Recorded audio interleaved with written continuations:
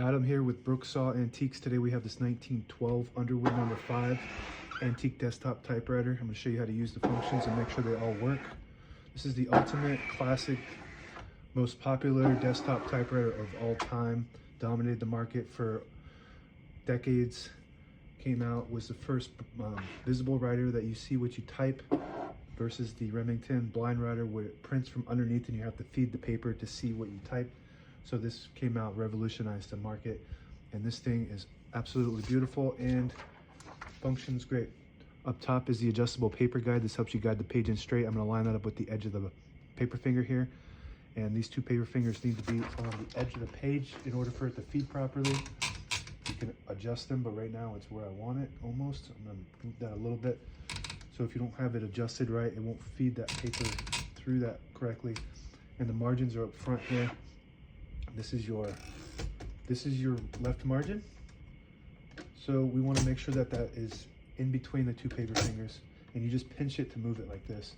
And it's got a scale to tell you exactly what space you're on.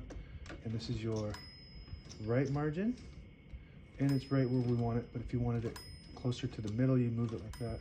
That's pretty good too. Gives us good clearance.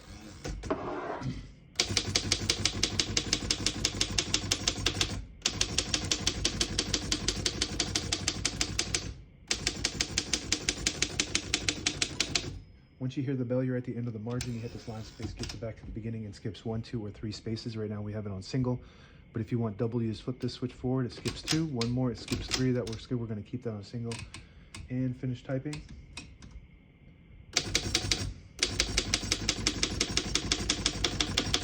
As you can see, all the keys type nice and none of them skip or stick. I'll type a sentence on the next line.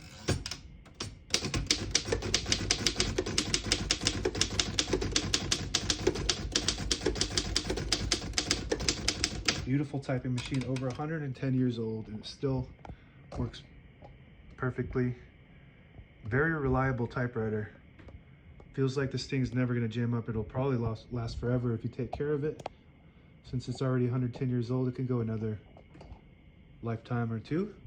To pull the page out easy, there's a switch on the right side here. You flip that down and it unlocks the rollers underneath the platen, allowing you to pull the page out easy. A little thicker paper like carbon copy or cardstock. Make sure you flip that back up before you load the next page, or else it won't load correctly. And by the way, this has a very nice platen on it. A lot of these will come with platens that are cracked or soft or too hard or whatever. This one looks like it was recently replaced at some point. Like when you get them brand new, that's how they look. I didn't replace it on this, and the rollers look just like that underneath. The feeder rollers are just as good condition. So very nice. Backspace on the top left of the keyboard works good. A shift on each side and a shift lock on the right. To clear that, just hit that left shift button.